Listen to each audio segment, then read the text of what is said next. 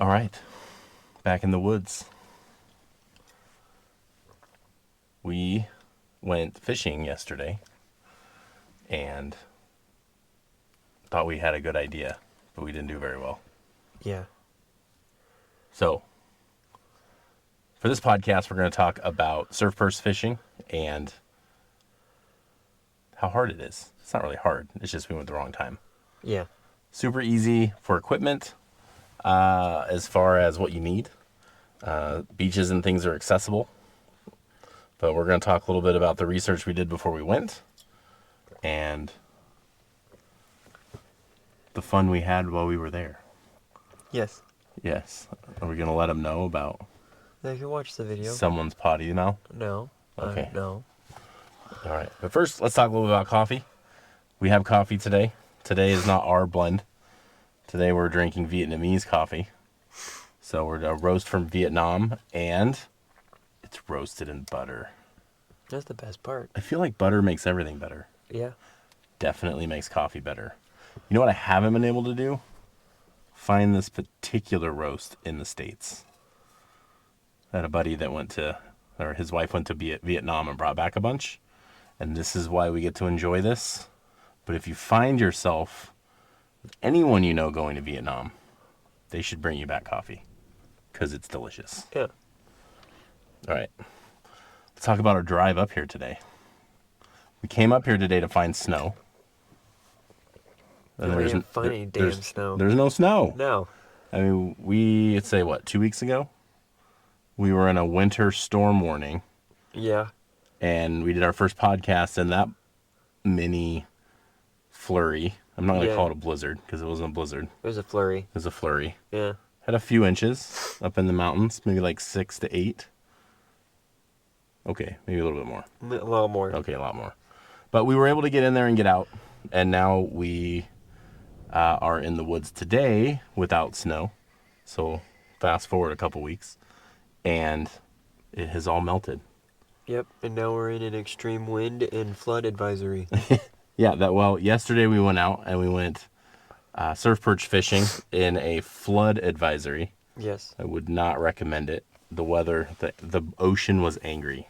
Yeah. Not necessarily when we were fishing, but close. As we left, it got really bad. Yes. And it's still there. I think when we were driving, and I'll show some clips, you might have seen them in our intro on the drive up here. The wind was intense. Very intense.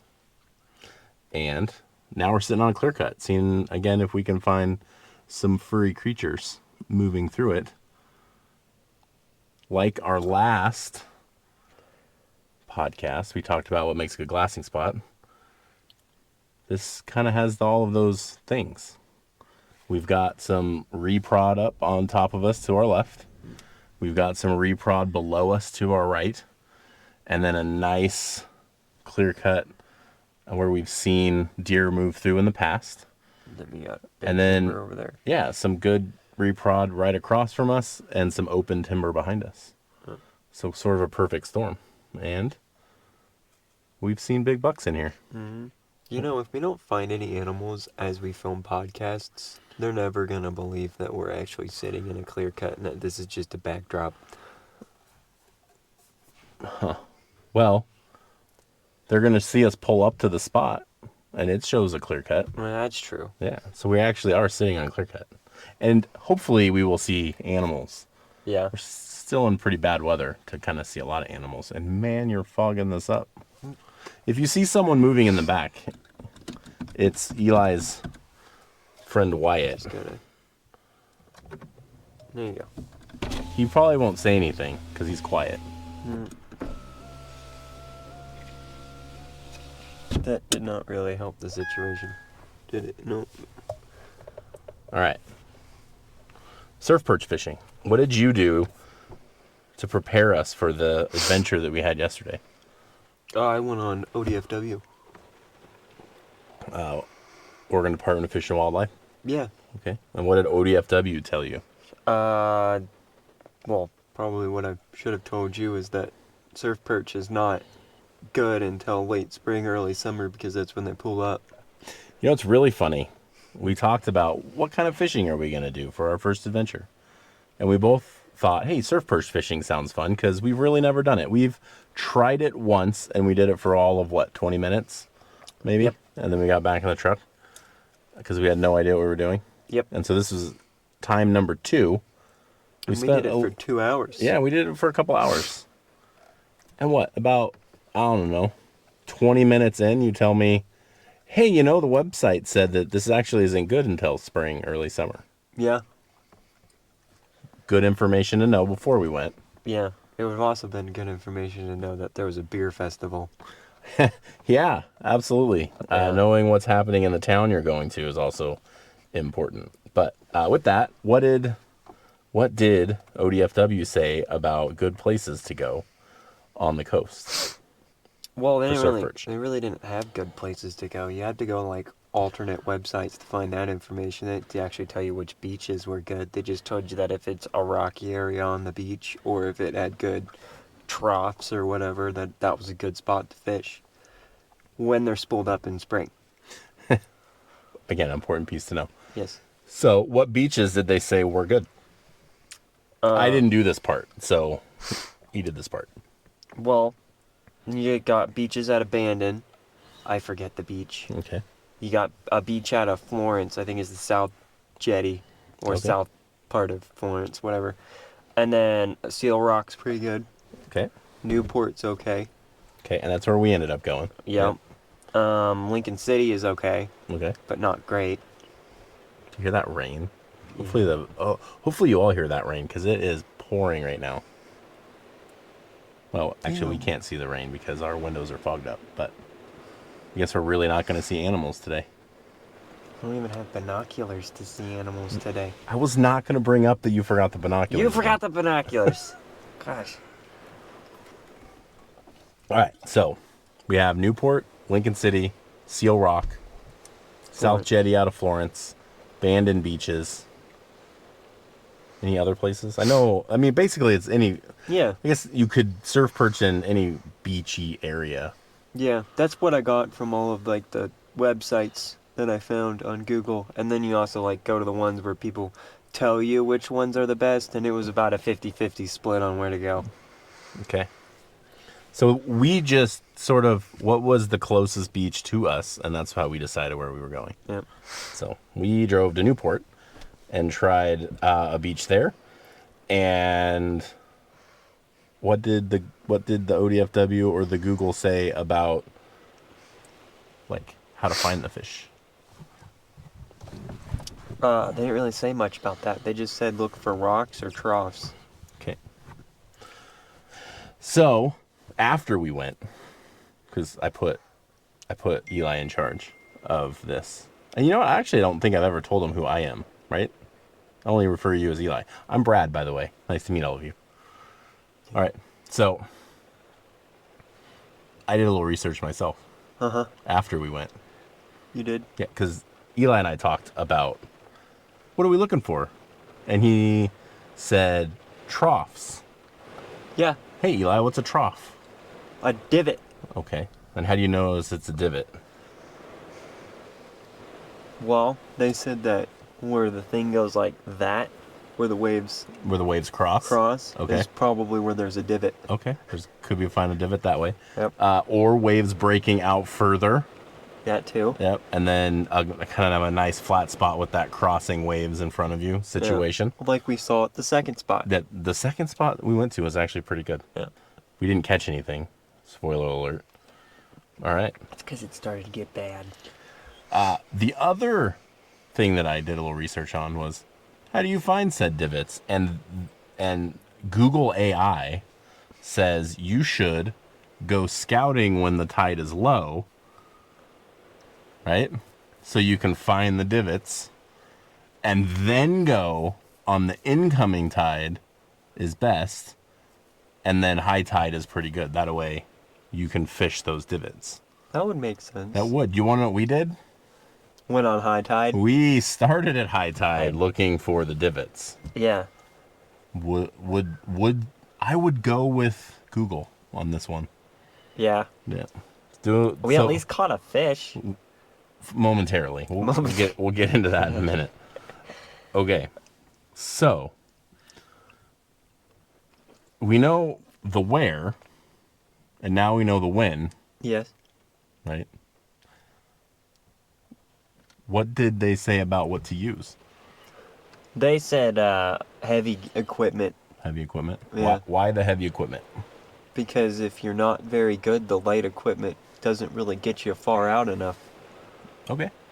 So, Google says a long 9 to 11 foot pole, rod, capable of handling a 2 to 6 ounce weight. So you don't want to do light gear, Yeah. because light gear is going to break if you're throwing that much heavy out. That would make sense. And the longer rod is going to help you get it out so you could get that weight to load that big rod, and then it'll... That's why I was throw it able to out. just launch it out there Yeah, real far. ours went pretty far, Damn. right? We got to put that line on. We do. You want a spinning reel large enough to hold 200 to 300 yards of 15 to 30 pound monofilament. It's a pretty big line. And then we used... What bait did we use? Berkeley power bait. We didn't use the power bait. I guess it could be considered that, but it's the Berkeley camo colored, so they're orange, brownish orange and green sandworms. Yes. That's what we used. But you can also use sand shrimp, clam necks, and mussels. I've done a little bit of other research outside of Google here, and you can use, I think they're pretty popular, are the sand crab Berkeley baits. So the synthetic sand crabs. Those would be good as well. Or regular sand. I mean, if you can find the sand crabs, I guess, are good as well. I think our setup was a high-low setup. There is a lot of YouTube videos, and maybe we'll make one here soon, but I'm not going to make one for this, on how to set up a high-low setup. But really, you're looking for that 2 to 6 ounce disc weight. And the reason why we use the disc is, watching another YouTuber, the disc doesn't want to roll as bad in the sand, so we use the discs. And then you come up about 18 inches from that disc, and you're going to have a dropper, and you're going to put a hook on that dropper, and then you're going to come up about 12 to 18 more inches, and you're going to put a hook kind of off the other side with a dropper. And YouTube's really good. That's how I learned how to tie the high-low rig. But they were really easy, because off of our braided line, we tied a swivel, and then that swivel allowed us to quickly throw on our high-low rig setup. That way, if we lost it, we could just click another one on there. Because I did lose mine, and I had to quickly put another one on there. When you lose the whole swivel, you can't really Put it. He sort of threw it all and then into the ocean for funsies. We got to figure out a better way to do the fishing knot. Yeah, yours went a mile, I think. It's gone. Yeah. It's gone. Costs. So, with surf perch fishing, you need waders. Yeah. Eli has waders that have boots already attached. Mm-hmm. I have waders that I needed extra boots for. Mm-hmm. So my waders are a little bit more expensive, because I had to buy the boots and the waders. But I've had them for 15 years or something. So when I got into fly fishing, I already had them. So no need to buy those. But you could get a set of waders with boots. Yeah, or hip waders. Yeah, well, I don't know, man. I had a bunch of water go over mine down in front of me. Yeah. So I would definitely go with the chest waders, because those sneaker waves, they're going to get you. Amazon has a pair, I think $34 to $100 is fairly reasonable. I think the $100 side of the economy waders are going to be insulated a little bit, so they might be a little bit warmer. Damn. Whoa. That's weather, y'all. The insulated ones are going to be a little bit warmer. The cheaper ones Are not warm at all. yeah, and in our area, we're looking at anywhere from like 55 to maybe a little bit more than that degree water, so you're gonna be a little chilly. So, but I mean, you can get started with the really cheap ones and then get the other ones later. But they're really inexpensive. We use used equipment. Well, we had one rod That we did buy a long time ago. that we bought a long time ago. It was an ugly stick. Yep. And then I picked up a Okuma Solilo. Both of them were 9'6" rods, and each of them had a used reel on it. Yours was a Quantum, super cheap reel, super cheap reel. It's probably a Walmart reel. And then mine was a Daiwa that I picked up from my grandpa. So, I mean, we had some equipment, used, cheap. Basically all of our fishing equipment is either cheap or used. And then we had some line, maybe some braided line on each one of them, that allowed us to fish. So I think all in our cost was, we need a bucket, was used wise. You're probably in it, I don't know, $150 to get into surf perch fishing. You could probably do it for that. Or you could just go rent waders and fishing poles at a place in Newport. Oh. Yeah, you can just rent the fishing poles and the waders, and they'll let you go out and try the surf perch fishing stuff, apparently. So, and then a little bit more on the how-tos. You really are trying to getting up to the water. I was either up to the water or up to my chest in water. Don't recommend the chest in water because the current is strong. But I was sort of in a dicey scenario because I didn't start up at the chest. It was the waves that came in and made all that happen. And then you're going to take and just throw that thing straight out. What I found was if I threw it out and sort of reeled it in and I didn't know where it was, that was harder. Yeah. Because I didn't really know where everything was. So I sort of got down to, and this is where I caught the one fish, is I had the line out and then I tried to keep it as taut as possible. So I held the rod tip up a little bit and you could see the line going straight. And if I could just keep it like that, that made me feel more comfortable with knowing where everything was. And then that's when I had it like that, that was when I could feel the fish hit and set the hook. So tell me about the fish that you caught. I caught a bucket. Yeah. You know why you caught the bucket? Because you put it too close to the water. I did. And then that was where my fish was at. And the ocean giveth us a fish. And they taketh away. And it rapidly took it away. So we had an almost fish taco. Almost fish taco. An almost fish taco. So we did. Oh, man, we got to make us a skunked shirt now of a fish. No, because you caught the fish. We did, but we did get skunked. We did not bring a fish home. But that it doesn't count because you actually caught one. So you get the shirt. It's like the whole thing of like you're fishing and you catch the fish and you're like, oh, I'm gonna put it back, right? Mm-hmm. You didn't get skunked. You still caught the fish. You just put it back. Mm-hmm. I'll go with that. You put it back. We did yesterday. We also did a little rock fishing off the jetty.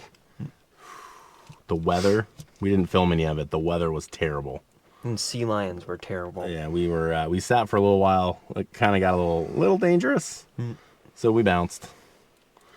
We didn't leave empty-handed. We stopped and got fish and chips, though. Yeah. I mean, you're at this coast. You got to have fish and chips. Yeah. What else about surf perch fishing? Don't be afraid of the waves. Oh, yeah. Waves are scary. Yeah. There's a couple of times where I was like, oh, I'm up to my knees. I'm good. And I found myself way past that, where it was like the wave that hit me went above and like drenched inside my waders, shirt all wet. So you really do have to pay attention, not turning your back to the waves and keeping your eye out for those big ones coming. And you can kind of feel it. You can feel as they're kind of rolling in front of you, and then all of a sudden they sort of build up. It almost like it sucks it out a little bit and starts building up, and then you know that bad boy's coming after you. So it's a little scary. You should watch the adventures that we had because Eli might have, as he put it, squealed a little bit. Yeah. Yeah. A lot of editing. Yeah, there might have been bad words. Yeah. All right. Well, I don't have anything else on Surf Perch. Try it. This was our first time of giving it any sort of energy. We did the research, we bought some equipment, and we went out and tried it. Yeah. I'm going to go again. I really want to try it again. When they spawn. Or when they Yeah, come we're out. not going to do it next weekend because there's nothing out there. So. Yeah. Oh, things to come. Eli bought a boat. Yep.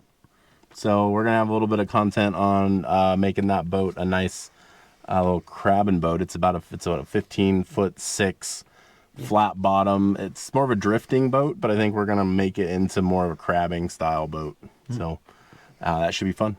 We should have some videos coming up here of him getting that under cover and starting to tear it apart. So. And maybe possibly some scouting videos. Oh yeah, we're definitely going to do some scouting. Yep. I think one thing we got planned is a hike over a ridge fairly close to where we are. We've never hiked the saddle before. So I think we're going to get out, do a little saddle hiking, see if we can't bump something big. We might wait a little bit to do that, though, because the weather's kind of crap. Yeah. All right? Yeah. That's all we got. Get out, have fun, find some new stuff to explore, and try your hand at surf purse fishing because it was an actual good time. Yes. All right. Catch you on the next podcast.